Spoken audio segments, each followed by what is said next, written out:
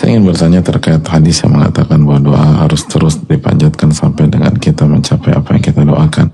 Bagaimana kita dapat mengetahui bahwa apa yang kita doakan belum waktunya diijabah, atau doa kita diijabah dengan hal yang tidak sesuai dengan apa yang kita harapkan? Jika doa kita ternyata diijabah, bagaimana dengan hal yang tidak sesuai dengan yang kita harapkan? Apakah boleh kita tetap meminta dan berdoa dengan hal yang sama dan berdoa akan dijabah sesuai harapan kita?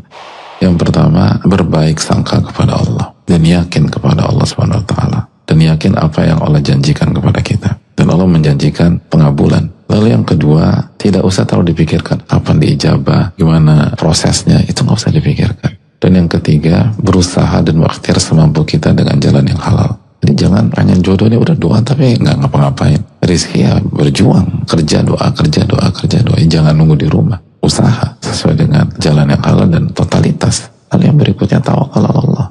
Syekhul Islam mengatakan, kalau Allah inginkan kebaikan untuk seorang hamba, maka Allah akan ilhamkan dan Allah akan kasih taufik dia untuk berdoa. Dan Allah akan berikan ilham dan taufik agar dia senantiasa minta tolong kepada Allah. Lalu Allah akan jadikan isti'anahnya dan doanya sebab kebaikan yang Allah sudah takdirkan bagi dia.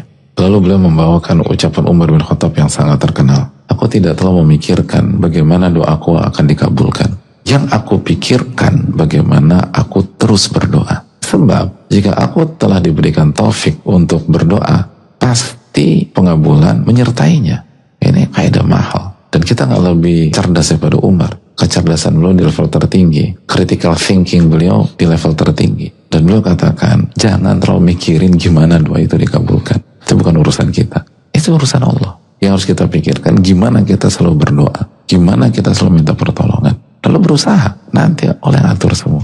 Karena kalau kita diberikan ilham dan taufik untuk berdoa, otomatis pengabulan itu akan bersama doa-doa kita. Karena Allah yang berfirman, ud'uni astajib lakum, minta kepadaku aku akan kabulkan. Dan Allah berfirman, wa idza sa'alaka ibadi anni fa inni qarib ujibu da'watad da'i idza da'an. Dan apabila hambaku bertanya tentang diriku, katakan aku dekat. Aku kabulkan doa orang yang berdoa. Allah nggak mungkin bohong. Innallaha la yukhliful mi'at. Allah nggak akan mengingkari janji-janjinya.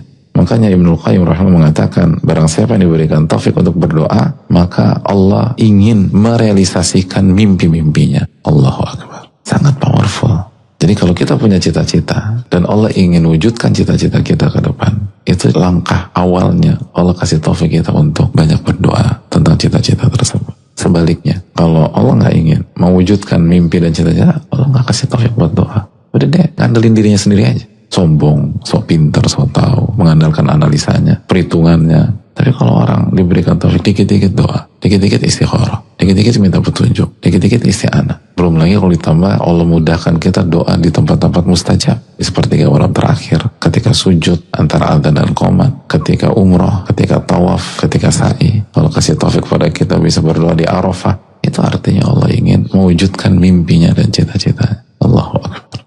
Apa pentingnya mendengar keterangan para ulama itu. Jadi ingat, orang yang lebih jenius daripada kita, orang yang lebih cerdas daripada kita, nggak mikir dengan cara berpikir demikian. Justru udah tembak aja terus. Kapan dijabahnya itu urusan Allah. Gimana caranya itu urusan Allah. Jalannya seperti apa itu urusan Allah. Urusan kita terus berdoa dan berjuang semaksimal mungkin, bertakwa semaksimal mungkin, dan berikhtiar dengan jalan yang halal. Nanti Allah yang atur.